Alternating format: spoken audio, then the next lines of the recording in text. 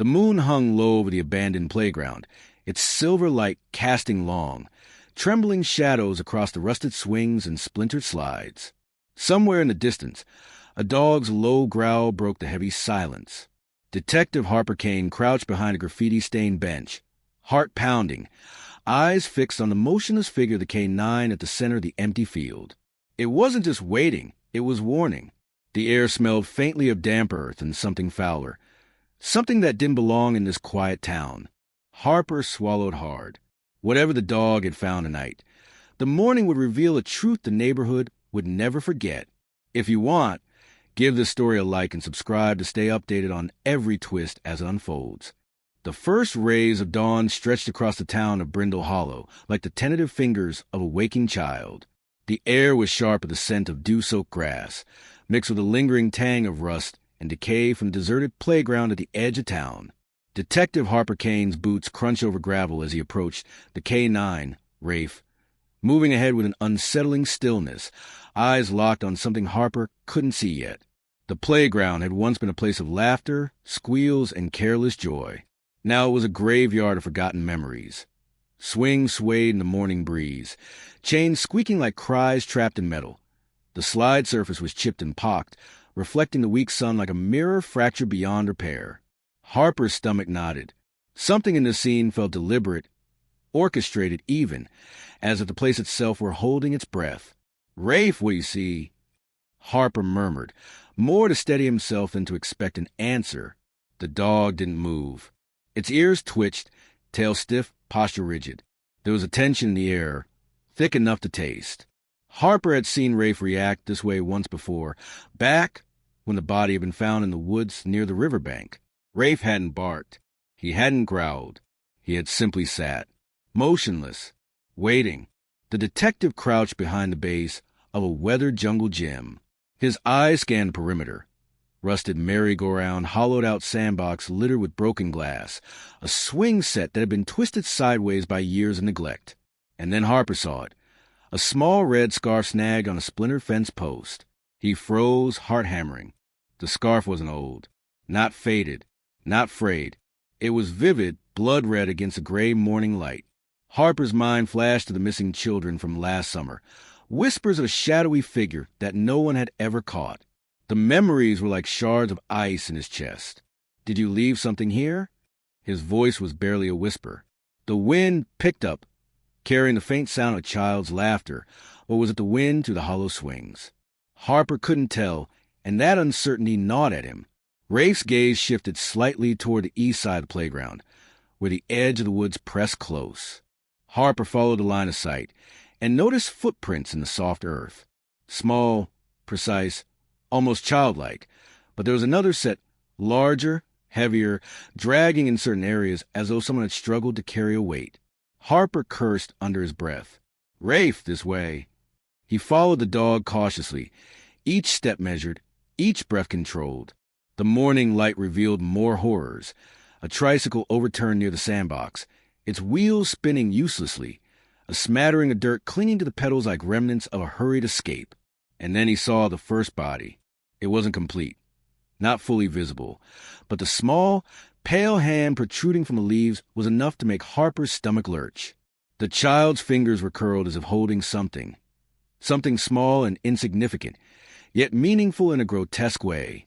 Harper knelt slowly, stomach twisting, and carefully lifted the object, a crumpled drawing of a playground, crudely sketched in pencil, but with one figure drawn larger than the rest. One figure with empty, black eyes staring straight at the center of the page. A dry sob escaped Harper's throat.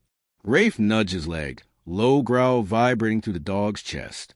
Harper looked up and saw the second clue, a line of small, muddy handprints leading toward the dense woods. The detective's pulse raced. Whoever, or whatever, had done this had planned it meticulously. He called it in, voice tight but professional. "Kane here. I've got possible evidence of a child involved in a potential abduction, or worse, that the old playground, East Perimeter, requesting immediate backup and forensics." The line was silent for a moment. Then the voice on the other end cut in, clipped and official. "Understood. Units are en route. Maintain position and avoid contaminating the scene. Harper ended the call, his eyes never leaving the woods. Something moved just beyond the tree line, shadows flitting between the trunks. He couldn't tell if it was a person, or if it was just the morning wind playing tricks. Then, a voice called out from the far end of the playground. Harper turned sharply. Sheriff Dalton emerged from behind the rusted slides, his face ashen, hands stuffed into the pockets of his worn jacket. "You called this in?" Dalton's voice was low, almost accusatory. His eyes flicked toward the K-9, then back at Harper. "I did. Found evidence," Harper said, his voice steady but quiet. "You need to see this." Dalton's lips tightened. "I don't like kids getting involved. This town, it's too quiet for something like this to happen." Harper frowned. "Too quiet? Sheriff, this is exactly why something like this happens. No one notices until it's too late." Dalton hesitated, then nodded reluctantly. "Let's see it." Together, they approached the first body, the red scarf still snagged on the fence post, a vivid stain in the pale morning. Harper explained the footprints, the tricycle, the drawing. Dalton's face darkened with each detail. "This is bad," Dalton muttered. "Real bad." Harper noticed something then, something subtle. Dalton's eyes lingered on the drawing longer than necessary, a flicker of recognition, or perhaps guilt, crossing his face. Harper made a mental note. He didn't know what it meant yet, but he would find out. Rafe's low growl broke the momentary silence. Harper followed the dog's gaze deeper into the woods. There, half buried under leaves, was a second drawing. This one was newer, the lines harsher, more urgent, the central figure unmistakably dark, as if the child had drawn what haunted their nights. Harper swallowed. "This isn't just an isolated case," he murmured.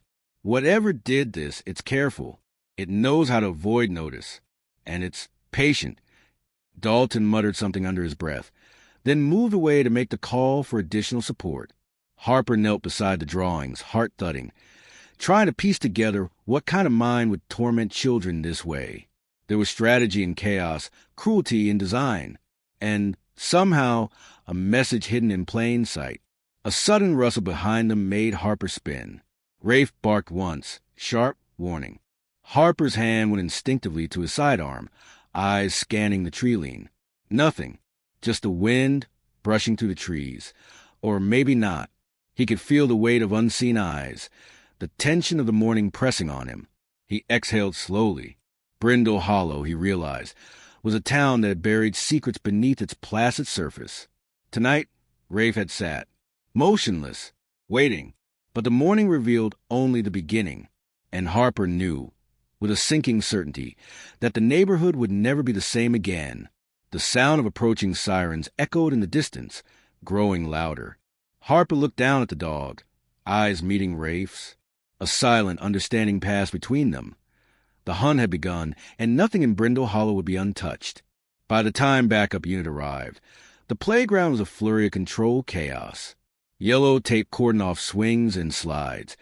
Forensic teams moved methodically, snapping photographs and collecting fragments of evidence. Harper Kane stood slightly apart, hands shoved into his jacket pockets. Rafe at his side, ears twitching at every distant sound. The town of Brindle Hollow had begun to stir. Curious onlookers lingering behind the periphery, drawn to the scene like moths to a dim flame. Sheriff Dalton approached, his jaw tight, eyes scanning the edges of the playground. "We got witnesses?" he asked, voice quiet. Harper shook his head. "None that saw anything directly. Some neighbors reported hearing children laughing last night, but that's not unusual. This town is old. Kids play late, even after dark." Dalton's lips pressed into a thin line. "Right, kids and laughter." He glanced at Harper, an edge of unease flickering in his eyes. "You're going to want to see this." Dalton led Harper to a small shed near the tree line. Its wooden boards were weathered and loose, the door hanging unevenly on its hinges. Inside, the air was damp, smelling faintly of mold and decay. Harper's flashlight swept across the interior, illuminating a scene that made his stomach knot. Dozens of drawings, all depicting the same playground from different angles. Some were simple, childlike sketches. Others were darker, jagged lines etched with rage or fear. In the corner, a small journal lay open, pages crumpled, ink smeared. Harper recognized the handwriting immediately, messy, uneven, and childish, but one page caught his attention. "Look at this," Harper said, pointing. Dalton leaned in. The page depicted a figure crouched beside a swing, its face blacked out, eyes staring empty. Beneath it, in careful scrawl, were words that made Harper's blood run cold. "He waits. He knows we watch." "Who?" Harper began, voice trembling slightly. Dalton didn't answer immediately. Instead, he crouched, hands on his knees, and stared at the drawing longer than necessary. Harper's gaze lingered on him, noting the subtle tension in the sheriff's shoulders, the slight quiver in his hands. Something was off. "Dalton, what is it?" Harper asked, voice sharper. The sheriff swallowed, finally speaking. "I don't know why, but all of this feels familiar. Too familiar." He looked away quickly, jaw tightening. "Never mind. Forget I said anything." Harper didn't like it. He made a mental note. Dalton wasn't telling everything. Maybe he had seen something before. Maybe he was hiding a truth that could explain the meticulous cruelty haunting Brindle Hollow. Rafe's low growl drew Harper's attention. The dog had moved toward the shed's back corner, ears rigid, teeth bared. Harper approached cautiously, behind a stack of old wooden crates. Something shifted. Harper's pulse spiked. A young girl, no older than 10, crouched in the shadows, wide-eyed and trembling. Her hair was tangled, clothes smudged with dirt. She stared at Harper and Dalton, mouth slightly open, as if unsure whether to scream or remain silent. "Hey, it's okay," Harper said gently, kneeling down to her level. "I'm Detective Kane. This is Rafe. You're safe now." The girl's eyes flicked to the dog, then back to Harper. "He's still there," she whispered, voice shaking. "He's watching us, always watching." Harper felt a chill run down his spine. "Who's watching you?" The girl shook her head violently. "I can't, he'll know. He'll—" Her words broke off into a sob. Harper reached out slowly, letting her take his hand. Dalton muttered something under his breath. "We need to get her medical attention, Kane. Now." Harper nodded, helping the girl to her feet. As they emerged from the shed, he glanced back at the forest edge. Rafe stood alert, nose twitching, tail stiff. Harper followed the dog's gaze and saw a shadow disappear between the trees, moving too deliberately to be mere wildlife. The morning sun climbed higher, casting light on the details Harper had missed in the darkness. The playground's worn surfaces revealed traces of footprints, faint but telling. A small child's shoe prints alongside the heavier, erratic drag marks. Harper knelt, tracing the path with gloved fingers. Someone had intentionally tried to cover their tracks, but they had left a pattern, subtle, almost mocking. Dalton's voice broke Harper's concentration. "I don't like this, Kane. None of this.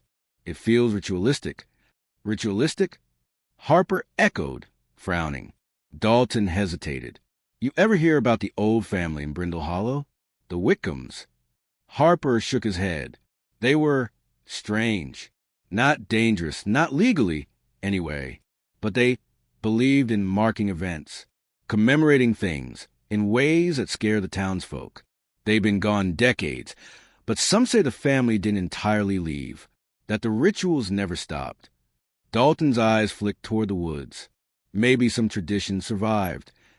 Harper felt a chill.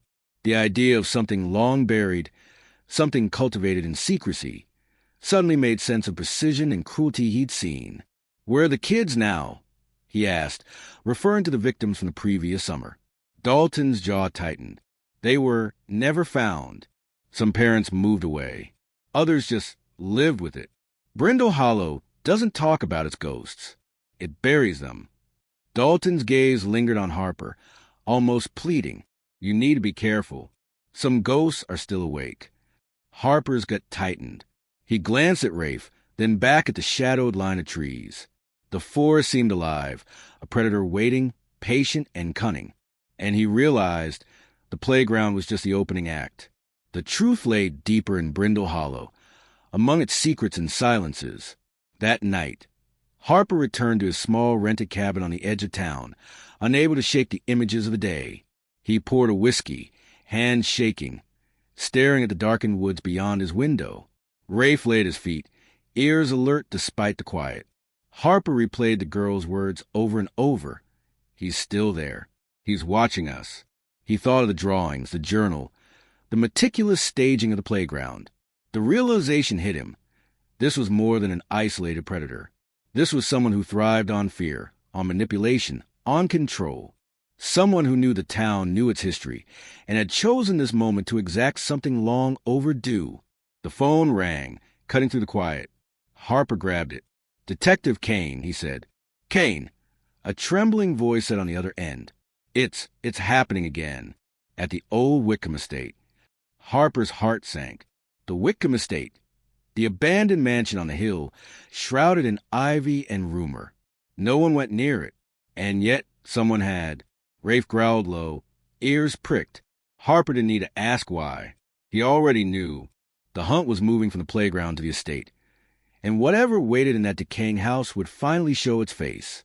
Harper grabbed his coat, slinging it over his shoulder. The detective and his K-9 would face the darkness together, but Harper knew one thing for certain. The neighborhood's ghosts weren't finished, and neither was the person who had been orchestrating their terror. As the night deepened, Harper glanced at Rafe. The dog's eyes glimmered with intelligence, almost human in their awareness. They both knew the truth. Brindle Hollow held secrets too dark to be imagined, and uncovering them would come at a cost. Harper stepped into the shadows, Rafe at his side, leaving the town behind for the looming estate, where whispers among the trees promised that the next revelation would be darker, more personal, and more devastating than anything they had seen at the playground. Chapter 2 expands attention, introduces the Wickham family's mysterious past, hints at a deeper conspiracy, and escalates the danger. Dalton's moral ambiguity is subtly reinforced, and the first major lead toward the ultimate twist is set. The Wickham estate loomed on the hill like a sentinel of decay, its jagged silhouette etched against the storm-darkened sky. Ivy clung to crumbling walls, and broken windows gaped like hollow eyes, watching the approaching detective and his K-9. Rain had begun to fall, fat drops bouncing off the warped wooden porch. Harper Kane adjusted his coat collar, squinting through the sheets of water. Rafe's paws padded silently over the sodden grass, ears pricked forward, nose quivering as if sniffing the air for truths long buried. "This place, it's worse than I remembered." Dalton's voice echoed from behind, hesitant. Harper glanced over. The sheriff's usual confidence was frayed, replaced by unease that bordered on fear. "Stay close," Harper said, voice low. "We don't know what we're walking into." Inside, the mansion was a labyrinth of shadows and dust. The grand entryway, once proud, was now a cavern of peeling wallpaper, shattered chandeliers, and the scent of rot. The air was thick with the lingering aroma of mold and something else, something metallic and acrid that Harper could not identify. Rafe growled low, moving ahead of Harper, tail stiff. A faint scratching echoed from the staircase above. Harper's pulse quickened. He gestured for Dalton to cover the rear. The sheriff obeyed reluctantly, the sound of his boots echoing against the hardwood floor. The first room they entered was a nursery, frozen in time. Broken toys littered the floor. Cribs stood empty, their sheets stained yellow with age. On one wall, drawings were pinned with rusted nails. The figures, children, adults, shadowed shapes, looked familiar.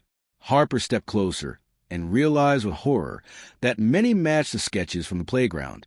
"This is too precise," Harper whispered. "Someone has been watching, planning." Dalton cleared his throat. "You think it's the Wickhams?" Harper's eyes narrowed. "Or someone who's carrying on their legacy." He scanned the room, noting a pattern. The drawings weren't random. They formed a path through the estate, leading to a larger chamber at the back. The detective followed, Rafe at his side, until they reached the study. The door hung crooked on its hinges. Inside, they found the center of the horror, a room arranged like a twisted gallery. Drawings lined the walls, each depicting a child, an adult, a playground, a forest, moments of life captured in fear. In the middle of the room sat a figure, hunched, shaking, a young girl bound by ropes. Harper froze. The girl's eyes were wide, filled with terror. She was alive, and behind her, slouched in the shadows, a man, Dalton. "Sheriff." Harper's voice cracked with disbelief. Dalton's head lifted slowly. His eyes were vacant yet calculating, a flicker of cold resolve in them. "Harper, you were too blind to see. The playground, the drawings, it was never random. It's always been about control, about legacy. And I am the last of the Whitcombs who matters." Rafe lunged, teeth bared, but Harper held him back. He needed answers first, clarity before action. "You're responsible?" Harper whispered, stomach nodding. Dalton nodded, expression unreadable. Brindle Hollow needed a reminder, a pattern. Fear keeps people obedient. Children, they remember, and fear. Fear ensures the story continues. Harper's hand shook as he reached for his sidearm, but Dalton's subtle, predatory smile froze him. "You'd never pull that trigger here. Too many witnesses. Too much history between us. Too messy." The girl whimpered. Harper took a step forward. "It's over. I'm taking her out." Dalton tilted his head. "Do you think you can undo years of tradition, detective? Decades of silence? My family, my rules, they don't end because you want them to." Rafe growled again, low and menacing. Harper's eyes darted to the dog. It wasn't just an animal. It was the town's conscience, the final line against the corruption festering in Brindle Hollow. He nodded to Rafe. In a blur, Rafe lunged at Dalton, teeth sinking into the sheriff's arm. Dalton cried out, stumbling backward, releasing the ropes. Harper seized the moment, pulling the girl free. She collapsed into his arms, trembling but alive. Dalton tried to rise, rage and panic twisting his face. "You think this ends here? Brindle Hollow isn't yours to save." Harper held the girl tightly. "No, it's ours now, and it ends today." Backup units arrived moments later, storming the estate as Dalton struggled against Rafe's relentless attack. Harper guided the girl outside, rain soaking them both. The sky cracked with lightning, illuminating the twisted silhouette of the Whitcomb estate, a monument to a family's dark obsession. Once the girl was safely in an ambulance, Harper leaned against Rafe, chest heaving. The dog's tongue lolled, eyes still alert, ears twitching at every distant sound. Harper stroked his head, voice rough. "You did it, boy. You kept her safe. That's all that matters." Rafe nuzzled Harper's hand, and for the first time since the investigation began, Harper felt a flicker of relief. The nightmare was over, for now. As the rain eased, Harper looked back at the estate. Windows shattered, walls peeling, secrets finally exposed. Brindle Hollow would take years to heal, but the darkness had been confronted. He felt the weight of the town's history pressing down, heavy but no longer suffocating. And in the quiet aftermath, as emergency lights painted the wet streets in red and blue, Harper realized the truth he had known all along. Evil hides in plain sight, often in those we trust. The betrayal stung, sharper than any weapon, but survival, justice, and courage, these things endure. He knelt beside Rafe, voice quiet. "We did good, partner. Brindle Hollow, we saved a part of today. And maybe that's enough." Rafe's tail thumped against the soaked ground. Harper let himself breathe for the first time in days, feeling the storm outside echo the tumult inside. The town would awaken to the horror they'd slept through for decades, but now, someone had seen it, faced it, and refused to let it fester. Harper's eyes lingered on the horizon as the first true light of morning broke, spilling across Brindle Hollow. The estate stood in ruin, but the town, for all its scars, had hope, and that hope, fragile, stubborn, human, was what would endure. The detective straightened, shoulders heavy but resolute. He had confronted darkness, uncovered betrayal, and saved an innocent life. And as Rafe nudged him gently, Harper knew one thing with certainty. The K-9 hadn't just seen the danger. The dog had known, guided, and reminded him of something essential. Sometimes the smallest acts of courage change everything. Brindle Hollow would never forget this night, nor the motionless K-9 who had sat, watched, and waited until the morning revealed the truth. Harper whispered to himself, soft but firm, "It's over for now." And in that quiet, rain-washed dawn, the town exhaled for the first time in decades.